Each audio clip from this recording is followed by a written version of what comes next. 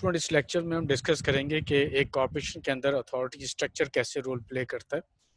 तो सबसे पहले आप अपने माइंड में रखें कि जो सबसे इनिशियल रोल है वो स्टॉक होल्डर्स का है, जिसको आप स्टॉक होल्डर्स भी बोलते हैं। इन्हीं को आप ऑनर भी बोलते हैं, इन्हीं को आप शेयर होल्डर भी बोलते हैं।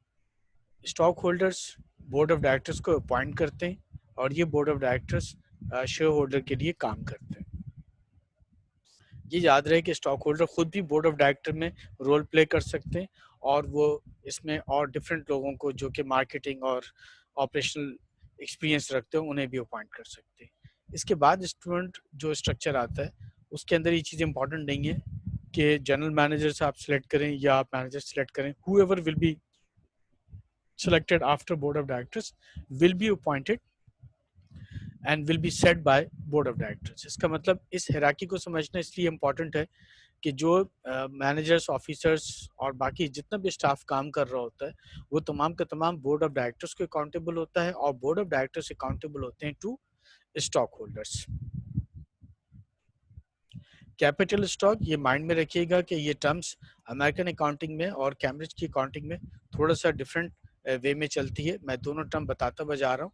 आप इसे कैपिटल स्टॉक भी कह सकते हैं, कॉमन स्टॉक भी कह सकते हैं, शेयर कैपिटल भी कह सकते हैं। जो कैपिटल स्टॉक या कॉमन स्टॉक है ये शो करता है कि आपने इतनी इन्वेस्टमेंट करके इतने शेयर्स इस बिजनेस के अंदर लिए हुए हैं।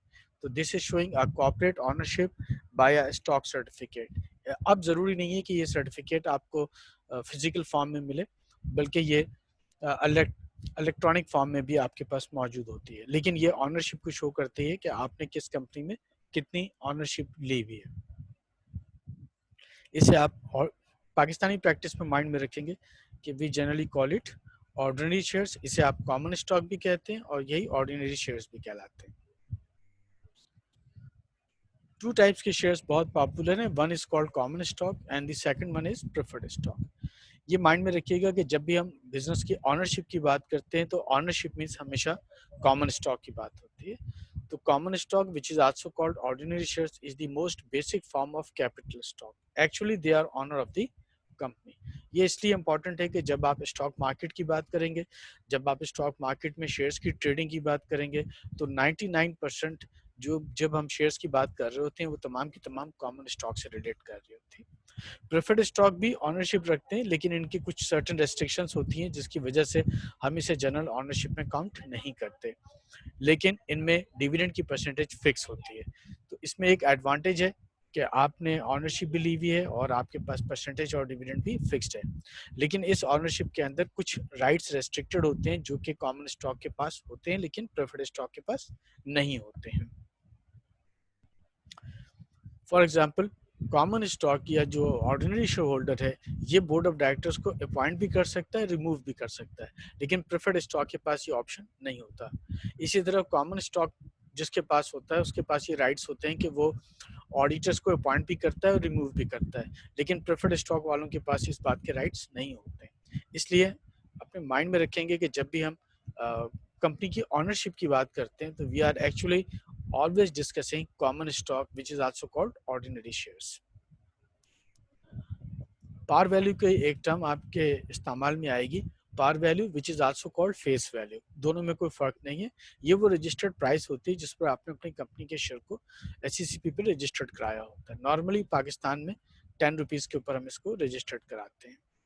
तो अगर मैं ये कह रहा हूँ कि मेरे पास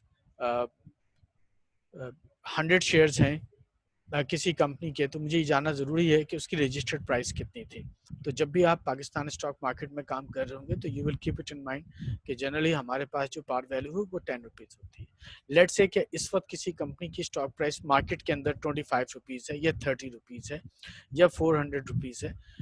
इट डजेंट मीन कि उसकी पार वैल्यू भी वही है। पार वैल्यू हमें अलग से मालूम करनी होती है जो कि हमें कंपनी की बैलेंस शीट से उसकी इंफॉर्मेशन मिल जाती है। मार्केट प्राइस इन्वेस्टर के परसेप्शन पे डिपेंड करती है कि वो किस प्राइस के ऊपर उसको बाय एंड सेल करना चाहते हैं, वो डिफरेंट हो सकती है। तो ये जस्ट आपकी एक्टिविटी के लिए एक क्वेश्चन मैंने डेवलप किया है कि company decided to register its capital of 75,000 and par value 10। तो कंपनी के पे शेयर्स कितने होंगे। तो अगर आपको कभी शेयर्स की क्वांटिटी मालूम करनी हो तो उसके लिए बड़ा इजी वे होता है कि जितना कैपिटल है उसको पार वैल्यू से डिवाइड कर दें। तो आप अगर नंबर ऑफ शेयर्स मालूम करना चाह रहे हो तो आप कैपिटल ले लें और उसको पार वैल्यू से डिवाइड कर दें, आपके पास नंबर ऑफ शेयर्स आ जाएंगे। याद रहिए फार्मूला आपकी नेक्स्ट एक्सरसाइज में काफ़ी इंपॉर्टेंट रोल प्ले करेगा, तो it should be very clear that whenever we are interested to find out number of shares, उसका फार्मूला हम किस तरह से अप्लाई करते हैं। अनदर कंडीशन, सपोज आपके पास 1500 शेयर्स हैं, तो आपने कितनी होल्डिंग कंपनी के अंदर की हुई है। तो आप देख सकते हैं कि जो टोटल कंपनी के शेयर्स हैं वो 7500 है और उसमें से आपके पास 1500 शेयर्स हैं। तो आप रेशो अप्लाई करके मालूम कर सकते हैं कि कितने परसेंटेज आपने इस कंपनी के अंदर अपनी इन्वेस्टमेंट की हुई है। सपोज कंपनी ने 20,000 का प्रॉफिट अर्न किया है, ये वो नेट प्रॉफिट है जो कि कंपनी अपनी इनकम स्टेटमेंट से कैलकुलेट करेगी। इस प्रॉफिट में से कंपनी डिसाइड करती है कि वो 50% स्टॉक होल्डर्स को दे देगी। तो जो प्रॉफिट हम स्टॉक होल्डर्स को डिसाइड करते हैं कि उन्हें दे दिया जाए, इसको हम इजी करके डिविडेंड बोलते हैं।